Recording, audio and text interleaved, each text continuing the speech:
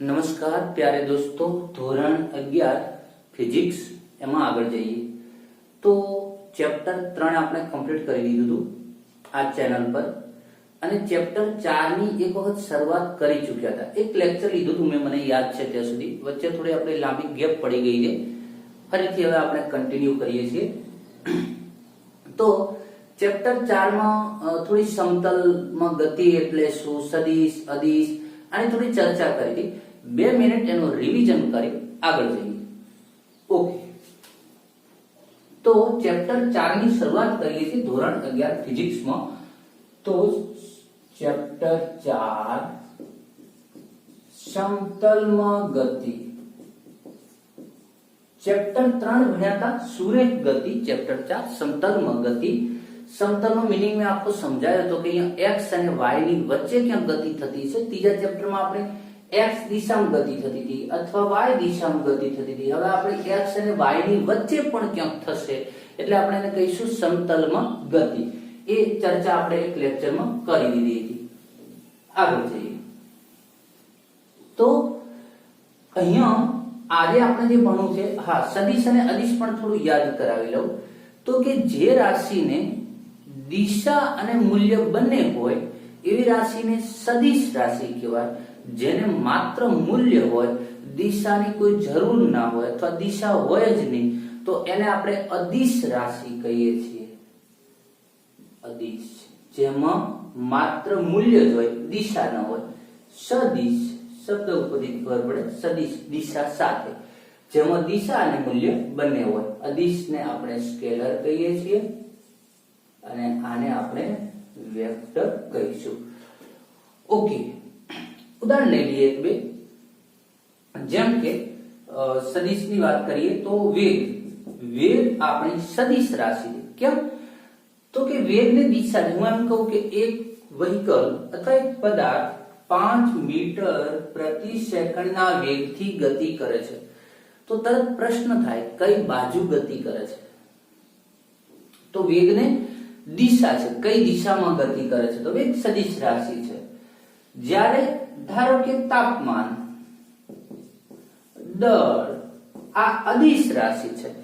કેવી રીતે? આપણે એમ કહીએ કે આ શહેરનું, અમદાવાદ શહેરનું તાપમાન 25 ડિગ્રી છે તો દિશા નથી બોલતા કે અમદાવાદમાં આ દિશામાં x દિશામાં 25 ડિગ્રી તાપમાન છે કે ઉત્તર દિશામાં 25 ડિગ્રી 35 ડિગ્રી તાપમાન છે, એવું નથી બોલતા. દળ, ધારો કે આપણે વજન કર્યું, 5 કિલોગ્રામ દળનું માપન કર્યું તો 5 કિલોગ્રામ ખાંડનું આપણે દળ માપ્યું તો આપણે એવું નથી બોલતા દુકાનદાર આગળ કે અમને x દિશામાં 5 કિલોગ્રામ ખાંડ આપો કે ઉર્ધ્વ દિશામાં 5 કિલોગ્રામ ખાંડ આપો, ઉત્તર દિશામાં 5 કિલોગ્રામ ખાંડ આપો, એવું નથી બોલતા. જેને કોઈ દિશાનો કોઈ કલ્પના જ ન કરી શકાય દિશાની.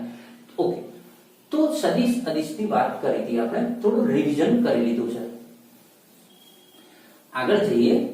સદિશ રાશિઓને દર્શાવવા અને અદિશ રાશિઓને દર્શાવવા માટે સ્પેશિયલ થોડીક એમને અલગ સંજ્ઞાઓ નક્કી કરેલી છે. તો અદિશને સિમ્બોલ વડે ધારો કે દળ છે તો એને આપણે m વડે દર્શાવી દઈશું. તાપમાન હોય તો કે t વડે કે j વડે દર્શાવતા એ બરાબર છે. સદિશ હોય, આ મેં અદિશની વાત કરી. સદિશ માટે આપણે તીર કરીશું. વેગ છે તો ઉપર તીર કરીશું. પ્રવેગ પણ સદિશ રાશિ છે, તીર કરીશું. બળ પણ સદિશ રાશિ છે, તીર કરીશું. તો સદિશને દર્શાવવા માટે ઉપર એરો દોરીશું. આ રીતે એરો ડ્રો કરીશું. ઓકે, એરો ન કરવો હોય તો બીજો એક વિકલ્પ છે આપણી જોડે કે આને ઘાટા અક્ષરોથી લખવું. આ રીતે v આ રીતે કરો અથવા તો v ને આવી રીતે કરો, ઘાટો કરી દો. આ રીતે. પણ મને એવું લાગે છે કે આવી રીતે લખવું એ અનુકૂળતા નહીં રહે. લખવા માટે આપણને અનુકૂળતા નહીં રહે, એ પ્રેક્ટિકલ નહીં રહે, વ્યવહારિક નહીં રહે. તો આપણે એરો દર્શાવીને, તમારી બુકમાં ઘણી જગ્યાએ ઘાટા અક્ષર દ્વારા સદિશના સિમ્બોલો કર્યા છે, પણ આપણે ઘાટો અક્ષર નહીં કરીએ તો આપણે તીર વડે દર્શાવીશું. બાકી એને ઘાટા અક્ષર વડે દર્શાવે અથવા તો એરો વડે દર્શાવાય છે. હા, એક બીજી વાત, હવે તમારે માત્ર વેગનું મૂલ્ય જ લેવું છે, આપણે માત્ર તે દિશાનું કોઈ ધ્યાન નથી રાખવું, માત્ર મૂલ્ય જ લેવું છે. તો તમારે શું કરવાનું, એરો હટાવી દો. ખાલી તમે v બરાબર 5 મીટર પ્રતિ સેકન્ડ લીધું તો તમે ત્યાં માત્ર એનું મૂલ્ય લો છો, પણ જો તમે v બરાબર 5 મીટર પ્રતિ સેકન્ડ લખો તો ત્યાં તમારે દિશા લખવી પડશે. ઉત્તર દિશામાં, ઉત્તર દિશામાં, દક્ષિણ દિશામાં, પૂર્વ દિશામાં, પશ્ચિમ દિશામાં, x દિશામાં, y દિશા. આમ તો x અને y ના બધાના દિશા દર્શાવવાના સિમ્બોલ આવે છે i કેરેટ j કેરેટ, પણ હજુ એ ત્યાં સુધી નથી પહોંચ્યા એટલે હું કન્ફ્યુઝ નથી કરતો. જો તમે એરો કરો તો પાછળ દિશા દર્શાવવી પડે, એરો હટાવી દેતા હો તો એનો મીનિંગ કે તમે માત્ર મૂલ્ય લખો છો, પાછળ દિશા દર્શાવવાની જરૂર પડતી નથી. હું એવું કહેવા માંગુ છું. v બરાબર 5 મીટર પર સેકન્ડ. ઓકે, આગળ જઈએ તો આજે આપણે સ્થાન અને સ્થાનાંતર એના વિશે થોડો અભ્યાસ કરવો છે. ત્યારબાદ સદિશની થોડી સમાનતા, એના સદિશો સાથેની સરખામણીની થોડી વાત કરવી છે. ઓકે, ચાલો. હા, મેં તમને જે કહ્યું હતું કે તમે એરો ના કરો તો એક બીજી પણ વાત છે. મેં કહ્યું કે જો એરો કરો, ધારો કે v બરાબર 5 મીટર પર સેકન્ડ, તો પાછળ ડિરેક્શન દર્શાવવી પડે જે હોય તે. તમે એરો નથી કરતા તો 5 મીટર પર સેકન્ડ એ શું થશે, માત્ર એનું મૂલ્ય થશે, તો પાછળ દિશા દર્શાવવાની જરૂર નથી. એટલે હું એ કીધું તો કે એરો દ્વારા એરો હટાવીને મૂલ્ય દર્શાવી શકાય, અથવા તો એરો રાખીને પણ મૂલ્ય દર્શાવી શકાય, પણ તો પછી તમારે માનાંક કરી દેવો પડે 5 મીટર પર સેકન્ડ. તો આ બંને ઇક્વિવેલન્ટ થઈ ગયા કે તમે આ તો સદિશ હતો એને માનાંકમાં લઈ દો. માનાંકનો મીનિંગ જ શું થાય? માનાંક એટલે મૂલ્ય, મોડ. માનાંકનો મીનિંગ જ થાય માત્ર એનું મૂલ્ય લેવું. તમે પ્રાથમિક ધોરણોની અંદર કદાચ ભણ્યા હશો કે ઋણ સંખ્યા હોય માય, તો માનાંકમાં કરો તો કે હવે એની ઋણને ધ્યાનમાં ના લો, માત્ર પ્લસ જ લઈએ, આપણે મૂલ્ય જ લઈએ છીએ. તો માનાંક વડે દર્શાવી શકાય અથવા એરો હટાવીને એના મૂલ્યને દર્શાવી શકાય. ઓકે, ચાલો. સ્થાન અને સ્થાનાંતર.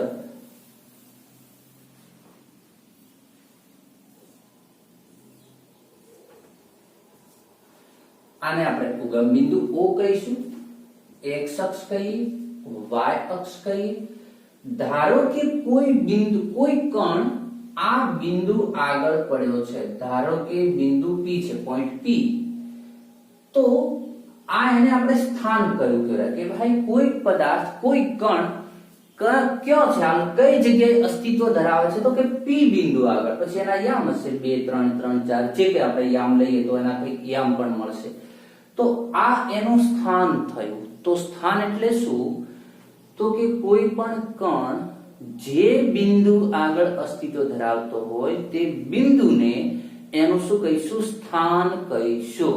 ઓકે, બહુ સિમ્પલ છે, લખવા જેવી બહુ વાત નથી, કેટલીક વસ્તુઓ સમજવા જેવી હોય છે. ચાલો, તો સ્થાન સદિશ. હવે આપણે બિંદુનું સ્થાન દર્શાવવું છે તો કોના સંદર્ભમાં દર્શાવવું છે? કોના સંદર્ભમાં? ધારો કે આપણે વ્યવહારિક રીતે કહીએ, હું એમ કહું, આપણને કોઈનો ફોન આવે અને કોઈ આપણને પૂછે ક્યાં છો, તો હું કહું કે હું 5 કિલોમીટર દૂર છું. અરે ભાઈ, ક્યાંથી 5 કિલોમીટર? મારા ઘરથી, સ્કૂલથી, ક્લાસથી, બસ સ્ટેન્ડથી, ક્યાંથી 5 કિલોમીટર? તો આપણે બધે સ્પષ્ટતા કરવી જોઈએ. હું મારા ઘરેથી 5 કિલોમીટર દૂર ગયો છું, હું મારી સ્કૂલથી 5 કિલોમીટર દૂર છું. તો આપણે એક સંદર્ભ આપતા હોઈએ છીએ. તો આ ક્યાં, આ કણ ક્યાં છે, કેટલા અંતરે છે, એ બધું આપણે કોના સંદર્ભમાં માપીએ? મેં કહ્યું કે આના યામ મળશે 2 3 કેવા, પણ કોનાથી 2 3 મીટર અંતરે? એ સંદર્ભ લેવો પડે છે. તો આપણે ઉગમ બિંદુ તરીકે સંદર્ભને ઉગમ બિંદુ તરીકે, ઉગમ બિંદુને સંદર્ભ તરીકે લઈએ છીએ. તો આ એનું સ્થાન થયું, ભૂલ ના થાય. P બિંદુ જે છે, P બિંદુ એ શું થયું? એ સ્થાન છે. OP એ સ્થાન સદિશ છે. ધ્યાનથી સાંભળજો. OP, આ OP શું થયો? એનું સ્થાન સદિશ છે.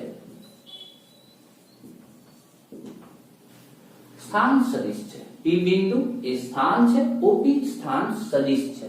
ઓકે, ધારો કે હવે આ કણ પી થી એક બીજા બિંદુ આગળ આવ્યો, પી ડેશ આગળ અહીંયા આવી ગયો. ધારો કે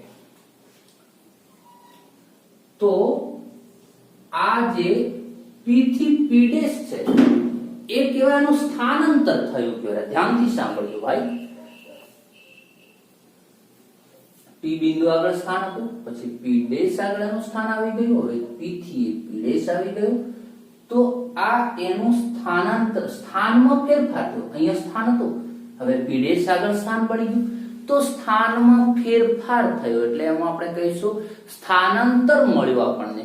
તો પી થી પી ડેશ એ આપણું સ્થાનાંતર છે. તો પી પી ડેશ એ શું થશે? સ્થાનાંતર છે. સદિશ કહીએ તો પી થી પી ડેશ સદિશ એ શું છે? સ્થાનાંતર સદિશ છે. ચાલો એરો પછી કરીએ. ચાલો, પી પી ડેશ એ સ્થાનાંતર છે, પી પી ડેશ એ સ્થાનાંતર સદિશ છે. ઓકે, તો ચાલો સ્થાન, સ્થાન સદિશ, સ્થાનાંતર આ બધાની વાત થઈ. હવે અંતર અને સ્થાનાંતર વિશે આપણે બીજી વાત કરવી છે. ધ્યાનથી સાંભળો. ધારો કે આ કણ મારો પી થી પી ડેશ નહીં પણ આમ આવે છે, આમ ગતિ કરીને આવે છે, તો આ શું થયું? મારું સ્થાનાંતર ક્યાં થયું? તો પી થી પી ડેશ, તો આનું એક બીજું બિંદુ વચ્ચે કહી દઉં, પી ક્યુ પી ડેશ, પી પી ક્યુ પી ડેશ. આ જે થયું એ અંતર થયું, કાપેલું અંતર. પી ક્યુ પી ડેશ એ કાપેલું અંતર છે. જ્યારે પી થી પી ડેશ એ સ્થાનાંતર છે. પી થી પી ડેશ એ સ્થાનાંતર છે, પી ક્યુ પી ડેશ એ કાપેલું અંતર છે. ખ્યાલ આવી ગયો છે? ઓકે, હવે આપણે અંતર વિશે આવી વાતો કરેલી. અંતર હંમેશા ધન હોય, એ ઋણ હોતું નથી. અંતર અદિશ રાશિ છે. સ્થાનાંતરમાં આપણે એ વાત કરેલી કે સ્થાનાંતર શૂન્ય, ઋણ, ધન ગમે તે હોઈ શકે, એ સદિશ રાશિ છે. તમે જો આ બાજુના સ્થાનાંતરને ધન કહેતા હો, આ બાજુ 5 મીટર સ્થાનાંતર થયું, જો એની વિરુદ્ધ દિશાના સ્થાનાંતરને શું કહીશું? -5 મીટર કહીશું. ભાઈ આ બાજુ ધન છે તો આ બાજુના ઋણ કહીએ. એમાં સ્થાનાંતરમાં ઋણ હોય, વાત કરી હતી આપણે એકવાર. તો આ રીતે સ્થાનાંતર શૂન્ય, ઋણ, ધન ગમે તે હોઈ શકે, એ સદિશ રાશિ છે. આજે એક નવી નોંધ કરી લો કે અંતરનું મૂલ્ય સ્થાનાંતર જેટલું અથવા સ્થાનાંતર કરતા હંમેશા વધારે હોય. અંતરનું કાપેલા અંતરનું મૂલ્ય સ્થાનાંતર જેટલું અથવા સ્થાનાંતર કરતા હંમેશા વધારે હોય છે, આવું કહેવામાં આવે છે. જો પી થી પી ડેશ આ તમારું સ્થાનાંતર છે, આ કાપેલું અંતર છે, તો અંતર તમે જુઓ, સુરેખ માર્ગે ગતિ એ પોતે ગતિ પણ અહીંયા કરતો હોત તો તમારું અંતર અને સ્થાનાંતર બંને સરખું થવાનું હતું. પણ બન્યું એવું કે તેણે આવા માર્ગે ગતિ કરી તો એનું જે સ્થાનાંતર, એનું જે અંતર જે છે એ સ્થાનાંતર કરતા વધી ગયું. તો એક નિયમ છે કે ભાઈ કાપેલું અંતર એ સ્થાનાંતર જેટલું અથવા એના કરતા હંમેશા વધારે હોય છે. આવું વાક્ય કે તો એ વાક્ય સાચું છે. કે ક્વેશ્ચન પૂછે કે અંતર હંમેશા સ્થાનાંતર કરતા વધારે હોય છે તો ખોટું, કારણ કે હંમેશા નહીં, એના જેટલું પણ હોઈ શકે. અંતર સ્થાનાંતર કરતા વધારે હોઈ શકે છે તો સાચું છે. પણ આવું પૂછે કે સ્થાનાંતરનું મૂલ્ય અંતરના મૂલ્યથી વધારે હોઈ શકે છે તો ક્યારે કે ખોટું છે, ક્યારે એવું બનતું નથી. આવું વાક્ય બોલે સ્થાનાંતરનું મૂલ્ય કેટલાક કેસમાં અથવા કેટલાક કિસ્સામાં અંતર કરતા વધારે હોય છે, ખોટું. સ્થાનાંતર ક્યારે વધારે હોતું નથી. ચાલો, તો એક આ વાત થઈ ગઈ ભાઈ. તો સમતલમાં ગતિમાં આપણે કાપેલા અંતરની વાત કરી.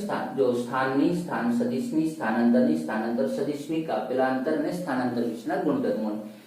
ઓકે,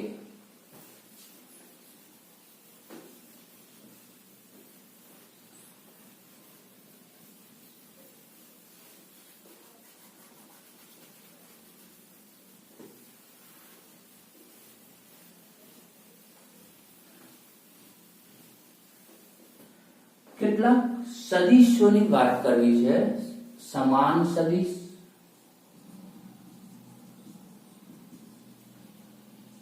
સમાન સદિશ,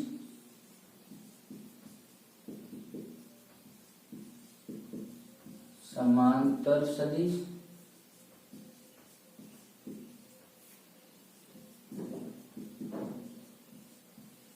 પ્રતિ સમાન સદિશ, સમાંતર સદિશ, પ્રતિ સમાંતર સદિશ.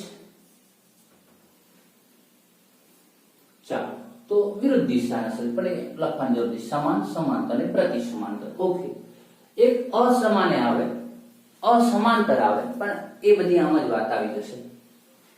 સમાન સદિશ, તો સમાન સદિશ એટલે કેવા સદિશ? જે સદિશો એક જ જેવા હોય બંને, તો એને આપણે સ્થાન અને સમાન સદિશો કહીશું. એની વ્યાખ્યા એવી છે, જે સદિશનું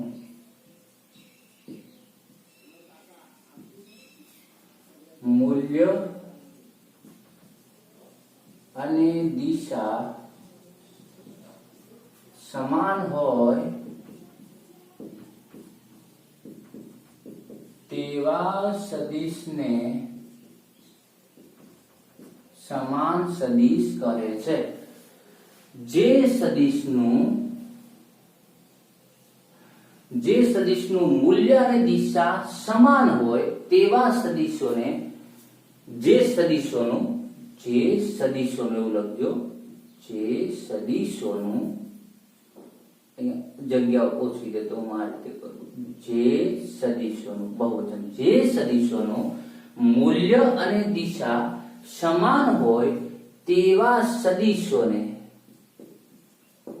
સમાન સદિશ કહે છે. હવે આનો મીનિંગ એવો થયો કે ચલો હવે ઉદાહરણથી સમજીએ. કોઈ એ નામનો સદિશ છે, કોઈ બી નામનો સદિશ છે.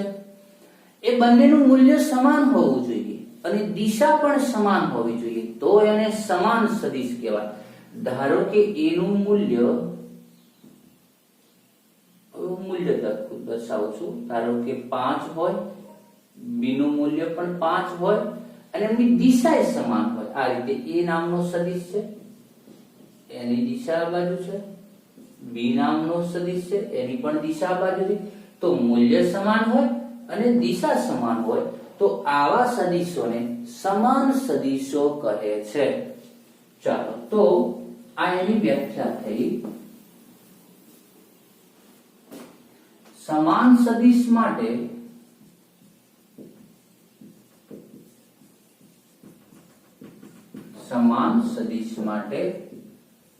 એ મૂલ્ય એ બરાબર બી તથા દિશાની વાત કરી દીધી છે. સમાન સદિશ માટે એ બરાબર બી હોય છે, એટલે કે એ અને બી નું બંનેનું મૂલ્ય સમાન હોય છે. તો મિત્રો એ તો સદિશ એકનો એક ના થઈ ગયો, તો પછી એક બી નામ શું કામ આપવું? એની દિશા એક છે, એ મૂલ્ય એક છે, તો સદિશ એક જ થઈ ગયો ને. હા, પણ અસ્તિત્વ બેનું હોઈ શકે, અસ્તિત્વ બંનેનું અલગ હોઈ શકે. થોડી વાતમાં ધ્યાનથી સાંભળજો. ધારો કે એક ટેબલ છે, કોઈ પદાર્થ છે, ચાલો મોટો હેવી પદાર્થ છે. એક વ્યક્તિ આને 10 ન્યૂટન બળ લગાડે છે, એ પણ આગળ ધક્કો મારી લઈ જાય. તરફ કોઈ વ્હીકલ ખરાબ થઈ ગયું, ધક્કા મારતા હોય, તમે જોયું હોય તો ઘણી વાર. ચલો 10 ન્યૂટન બળ લગાડે છે. બીજો વ્યક્તિ છે, એ પણ 10 ન્યૂટન બળ લગાડે છે, એને પણ આ વ્હીકલને આગળ જ ગતિ કરાવવી છે. તો જો બંનેનું મૂલ્ય સમાન છે, બંનેની દિશા સમાન છે, એટલે આ બંને સમાન સદિશો થઈ ગયા. કેમ કે બળ સદિશ છે તો બંને સમાન સદિશો થઈ ગયા, પણ છતાં એક નથી. અસ્તિત્વ બેનું અલગ છે, અહીંયા અલગ બળ છે, અહીંયા અલગ બળ છે, તો આ સમાન સદિશ થયા. ખબર પડી છે વાતમાં? ઓકે.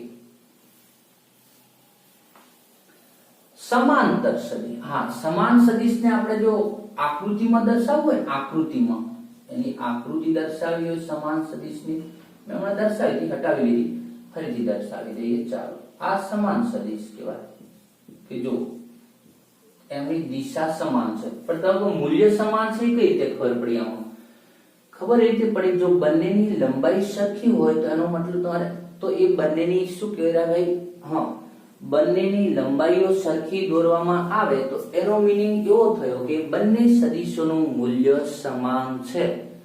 ખબર પડી ભાઈ વાતમાં?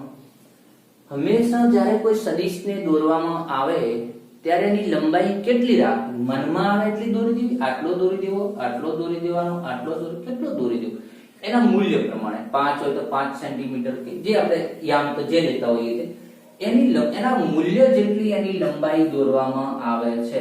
તો અહીંયા લંબાઈ સરખી મેં કરી છે, સરખી કરવાનો પ્રયત્ન કર્યો છે મેં દોરવામાં, તો એ બીનું મૂલ્ય સમાન થઈ ગયું, દિશા સમાન થઈ ગઈ, તો સમાન સદિશોની આ રજૂઆત થઈ, આકૃતિ સ્વરૂપે રજૂઆત થઈ. ઓકે, સમાંતર સદિશ, હવે એમાં બહુ લખવાનું નથી કઈ. સમાંતર સદિશ એટલે એકબીજાને છેદતા ના હોય તો એવા સદિશોને સમાંતર સદિશ કહેવાય. તો જોજો પછી હું એક ક્વેશ્ચન કરું, વિડિયોને પોઝ કરી તમે એનો આન્સર આપવાનો પ્રયત્ન કરજો. ચાલો, સમાંતર સદિશ જેમની દિશા એક હોય, હવે છેદતા નથી રીતે નહીં લખી આપણે, રેખાઓની જે વ્યાખ્યા છે એ નહીં લખી. જે સદિશોની દિશા એક જ હોય તેવા સદિશોને સમાંતર સદિશ કહેવાય. મૂલ્ય હોય કે ના હોય કોઈ ફરક નથી પડતો, સમાંતર. આ રીતે એક સદિશ આવી રીતે છે, ધારો કે એક સદિશ અહીંયા લઈ, એક સદિશ આવી રીતે છે, બીજો સદિશ ધારો કે આવી રીતે, છેદતા નથી, એમની વચ્ચેનું અંતર એટલું જ છેદતા નથી એકબીજાને, સમાન નથી કારણ કે મૂલ્ય અલગ અલગ છે એટલે સમાન નથી, પણ એકબીજાને પેરેલલ ચાલે છે તો એ સમાંતર સદિશ થઈ ગયા. તો કે જે સદિશોની દિશા એક જ હોય એવા સદિશોને સમાંતર સદિશ કહે છે.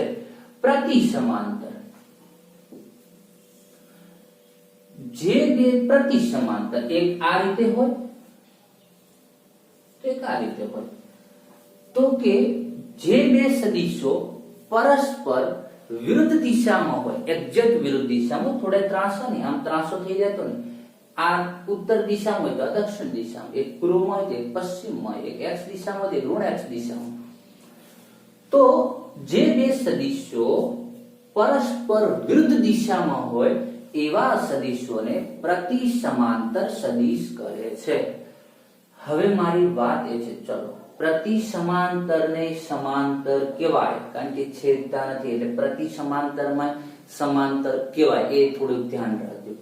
હવે એક વાક્ય હું બોલું, વિડિયોને પોઝ કરી તમે 10 સેકન્ડ 15 સેકન્ડ માટે વિચારી લેજો. સમાન સદિશો સદિશ હોય છે. વાક્ય સાચું કે ખોટું નક્કી કરવાનું વિડિયોને પોઝ કરી પ્રયત્ન કરો. ચાલો હવે હું આન્સર આપી દઉં છું. સમાન સદિશો, વાક્ય શોધો. સમાન સદિશો હંમેશા સમાંતર હોય છે. વાક્ય સાચું. કેમ? તો કે સમાન સદિશોમાં શું હોય, દિશા એક હોવી જોઈએ, મૂલ્ય એક હોવું જોઈએ. એમાં તો ઉપરથી આપણને મૂલ્યનું પણ ધ્યાન રાખવામાં આવે છે, દિશાનું તો છે જ ધ્યાન. તો એક જ દિશા એટલે શું કહેવાય, સમાંતર કહેવાય. તો સમાન સદિશ હંમેશા સમાંતર સદિશ કહેવાય છે. સાચું હોય છે, સમાન સદિશ હંમેશા સમાંતર હોય. ઉલટું, સમાંતર સદિશ હંમેશા સમાન સદિશ હોય છે. વાક્ય ખોટું. પોઝ કરીને તમે તમારી રીતે વિચાર કરી લેજો એકવાર. તો સમાંતર સદિશ હંમેશા સમાન સદિશ હોય છે. ખોટું, કારણ કે સમાંતરમાં મૂલ્ય સમાન ન પણ હોય તો એ સમાન થતા નથી. પણ એવું વાક્ય બોલે તો પોઝ કરીને તમે વિચારી લેજો, પછી તમે આગળ સાંભળજો. સમાંતર સદિશ સમાન સદિશ હોઈ શકે છે. તો વાક્ય સાચું, કારણ કે હોઈ શકે છે. જો સમાંતર સદિશમાં એવું બને ક્યારેક એનું જો મૂલ્ય સમાન હોય તો એ સમાન જ બની જાય, પણ કાયમ હોય એવું જરૂરી નથી. ક્યારેક મૂલ્ય અલગ હોય તો ન પણ બને. ચાલો, તો આ સમાન, સમાંતર, પ્રતિ સમાંતર એની વાત કરી હતી મિત્રો. તો નેક્સ્ટ લેક્ચરની અંદર આપણે સદિશોનો વાસ્તવિક સંખ્યા વડે ગુણાકાર, સદિશોના સરવાળા, બાદબાકી, ગુણાકાર, ઘણું બધું આગળ ભણવાનું છે. એ બધાની વાતો કરતા રહીશું. તો આજના લેક્ચરને આટલા સુધી રાખીએ. મળીએ મિત્રો નેક્સ્ટ લેક્ચરમાં.